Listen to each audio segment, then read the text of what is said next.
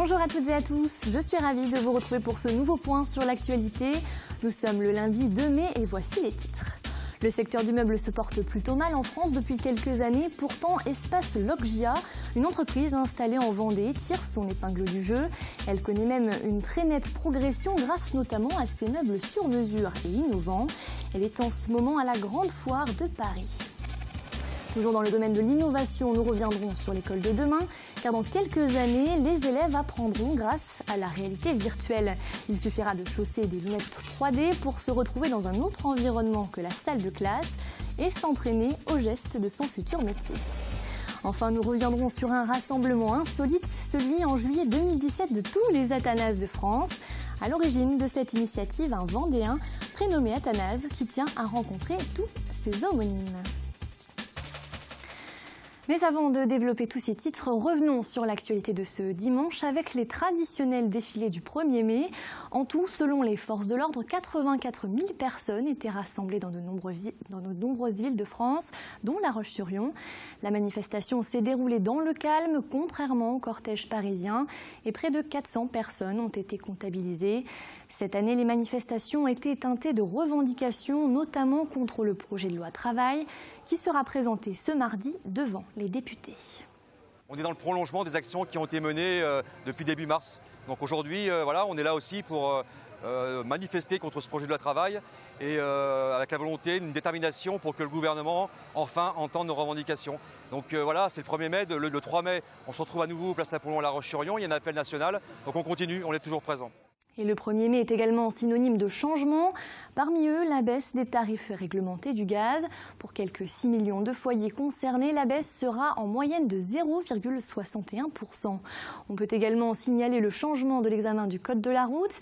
Il n'avait pas été modifié depuis 1998 et les candidats planchent à présent sur de tout nouveaux supports, dont certains sont imprimés en Vendée par l'entreprise Rousseau. Les questions sont plus axées sur les comportements adaptés, la perception des risques et l'auto-évaluation.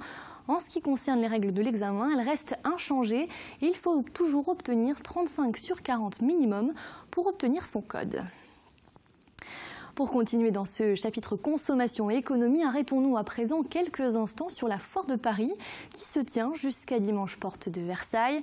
De nombreux exposants venus de toute la France s'y retrouvent pour présenter leurs dernières innovations et une entreprise vendéenne s'est glissée parmi eux.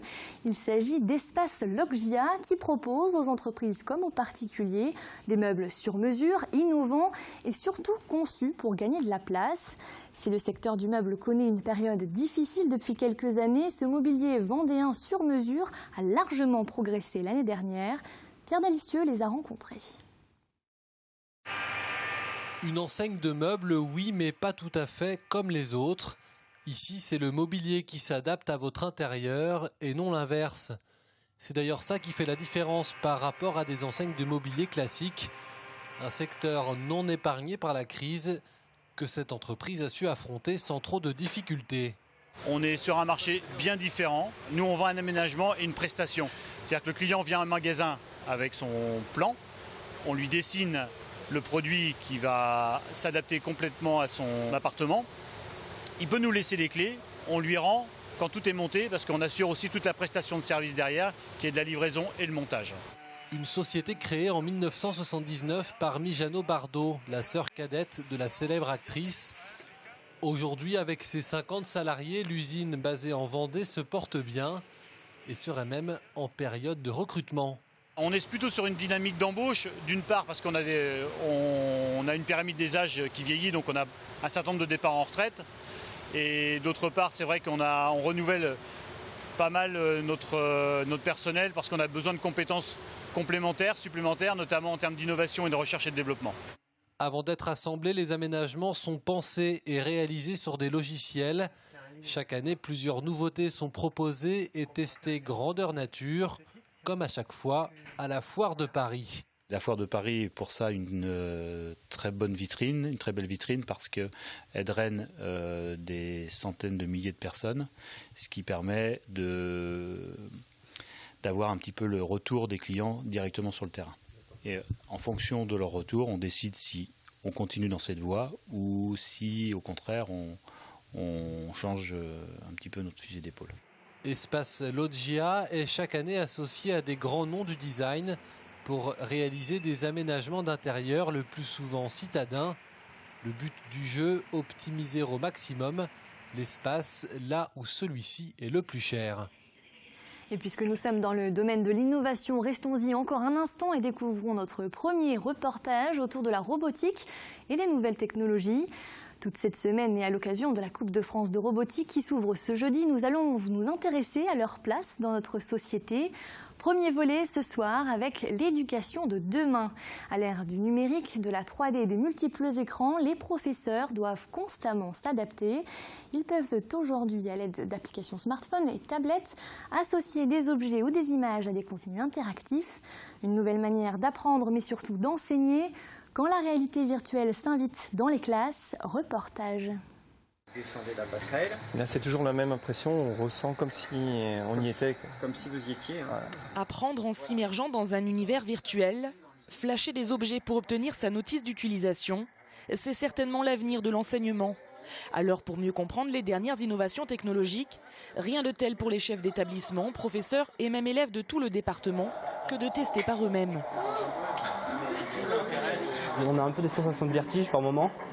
On ne sait pas trop où se placer dans l'espace. Puis même des fois, il y a des personnes qui tombent. Donc voilà, c'est ça qui est marrant en fait. Ça peut être un apport pédagogique, mais après, il faut voir le contenu que je peux avoir dessus.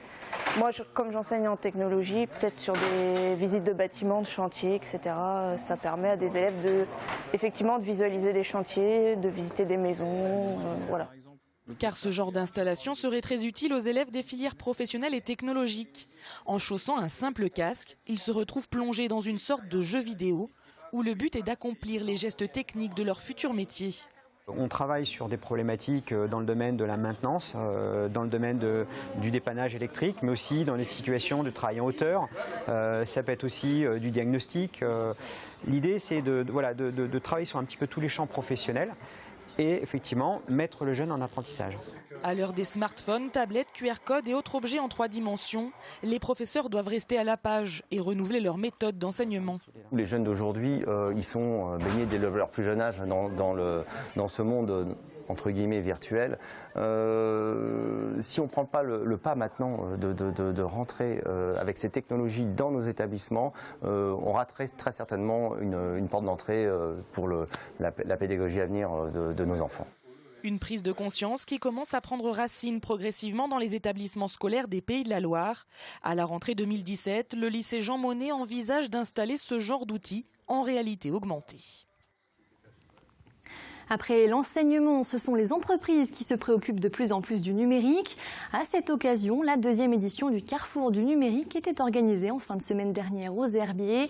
Une demi-journée destinée à rassembler les entreprises du département autour des questions liées au commerce, à la sécurité sur Internet ou encore à l'usage du smartphone.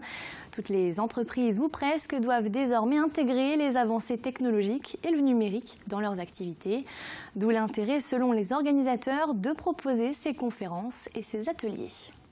Tout le monde est connecté à l'heure d'aujourd'hui. Donc ce qui veut dire que si on n'est pas équipé, on peut effectivement donc perdre des parts de marché. Il y a aussi la notion de client donc, qui est importante. Vous savez, dans l'usage des clients, tout le monde a un smartphone, tout le monde a une tablette, tout le monde va sur Internet. Donc on veut une information qui soit le plus rapide possible. Et donc c'est un changement qui est important finalement. L'Internet est dans notre poche en permanence. Donc ça veut dire que l'accès à l'information est d'autant plus facilité. Et les entreprises se doivent d'apporter cette information aux utilisateurs, qu'ils soient professionnels ou particuliers, parce que ça concerne tout le monde finalement. Et c'est important de ne pas être trop à la traîne sur ce sujet. On ouvre une page de sport avec ce carton non pas rouge ni jaune mais bleu pour 2 jeunes footballeurs des clubs de La Roche-sur-Yon et Mareuil-sur-Lay. Je vous rassure, ce n'est pas une nouvelle couleur de sanction pour toute faute commise pendant un match, mais bien une récompense. Ce carton leur a été remis ce samedi par Thierry Braillard, le secrétaire d'État au sport en personne, pour les féliciter de leur conduite exemplaire sur le terrain. Il va leur permettre d'obtenir des places pour l'Euro de football 2016 qui doit commencer dans un peu moins de 40 jours.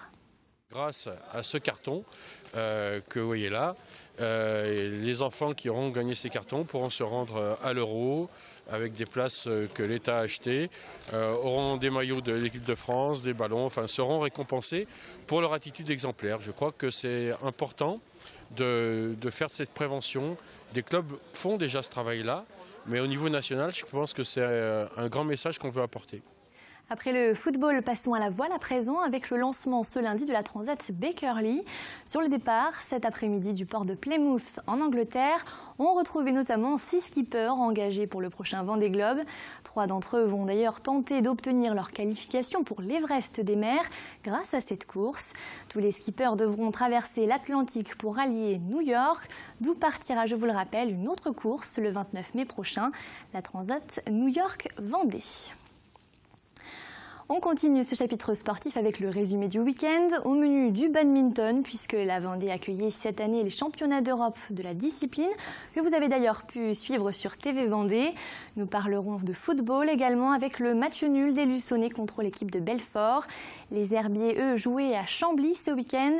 Et c'est un nouveau match nul pour l'équipe qui frôle la relégation si elle ne remonte pas à la pente. Enfin, nous passerons au basket et pour finir à la boxe. Bref, un résumé très riche que nous raconte Simon Philippot.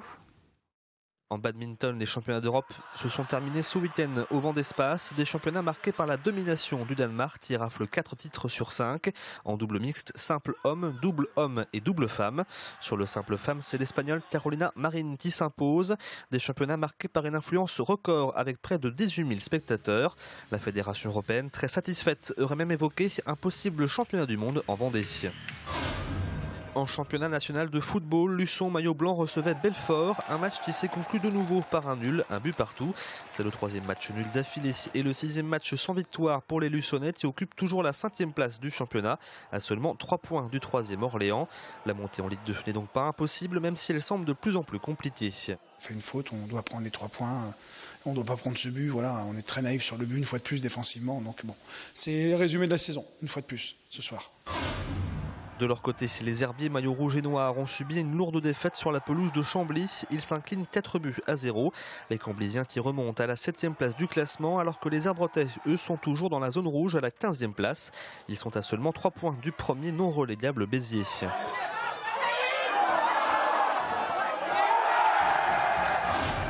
En National 1 de basket, cette fois, Chaland recevait le leader Bois sur son parquet. Un match important pour le maintien des Chalandais. Un maintien assuré malgré une défaite 74-67. Les joueurs n'ont jamais lâché. On a su acquérir le maintien lors des 3 victoires de suite qu'on a fait à Caen, à Angers. On avait un calendrier assez dur. Et voilà, c'est un vrai soulagement pour l'équipe et pour le club surtout. À l'issue de ce match, Chaland était à égalité de points avec Mulhouse et Bordeaux. C'est donc le nombre de victoires de chaque équipe qui a permis de les départager. On termine avec de la boxe et le gala de Chaland qui se déroulait samedi soir dans la nouvelle salle multisport. En tout, 13 combats avec 26 concurrents sur le ring devant un public nombreux. À noter la belle performance d'Ibrahim Gizounov, le boxeur professionnel du ring chalandais qui l'a remporté et que l'on trouvera prochainement en finale du Critérium national. On referme cette page sport avec très brièvement les résultats de Thomas Voeckler au Tour du Yorkshire. Le coureur de l'équipe Direct Energy a remporté ce dimanche la 3e et dernière étape du Tour et s'impose au classement général. Il est suivi par Nicolas Roche et Anthony Turgis. En ce lundi 2 mai, nous fêtons la Saint-Boris, mais c'est également la fête d'un autre prénom, beaucoup moins connu, celle des Athanase. Il serait moins de 500 en France à porter ce nom d'origine grecque qui veut dire immortel. Les probabilités pour qu'un Athanase rencontre un autre Athanase sont plutôt minces. Alors pour forcer le destin, le Vendéen Athanase Turbé a décidé de lancer sur l'un des réseaux sociaux un grand rassemblement prévu pour juillet 2017. Il compte déjà 26 inscrits, dont un autre Vendéen. Rencontre avec ces 2 représentants d'un prénom méconnu par Grégoire de Châtillon.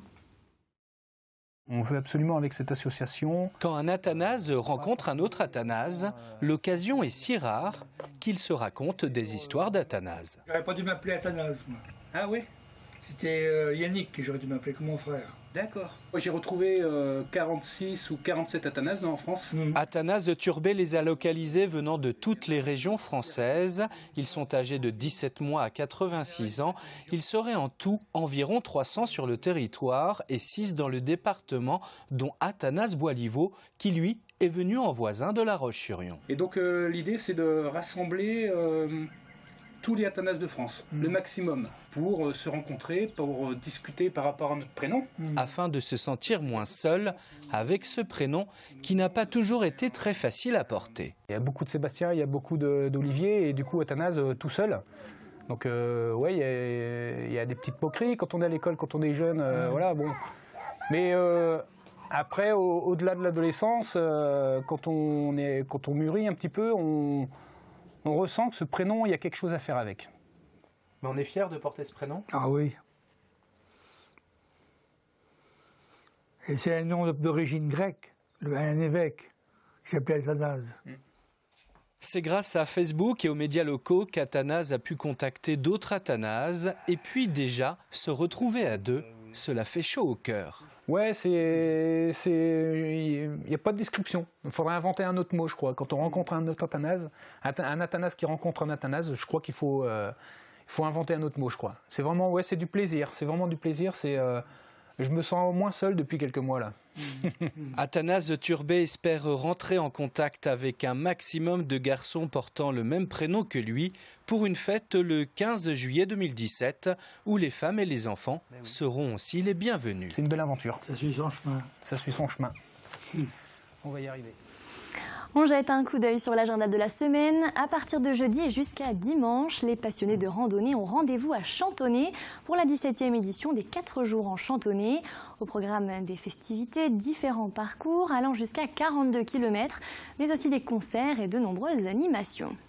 L'agenda de notre semaine sera également marqué par un jour férié puisque jeudi ce sera l'Ascension. Dans la tradition chrétienne, elle marque l'élévation au ciel de Jésus-Christ après sa résurrection et la fin de sa présence sur Terre. Toujours jeudi, les amateurs de robots de toute la France s'affronteront au parc des Oudéries jusqu'à samedi. Ce rendez-vous ludique et scientifique permettra aux 3 meilleures équipes de rencontrer leurs homologues internationaux lors de la finale d'Eurobot Open. Enfin, dimanche, différentes commémorations seront organisées partout en France à l'occasion du 8 mai, victoire des Alliés sur l'Allemagne nazie. On regarde tout de suite la météo de ce mardi. Quelques averses possibles en tout début de journée dans le sud du département. Partout ailleurs, un temps sec et ensoleillé avec des températures oscillant entre 6 et 16 degrés. Le bulletin météo complet présenté par Armelle Pavageau arrive tout de suite après ce journal. C'est la fin de cette édition. Merci de l'avoir suivi. Très belle soirée et à demain.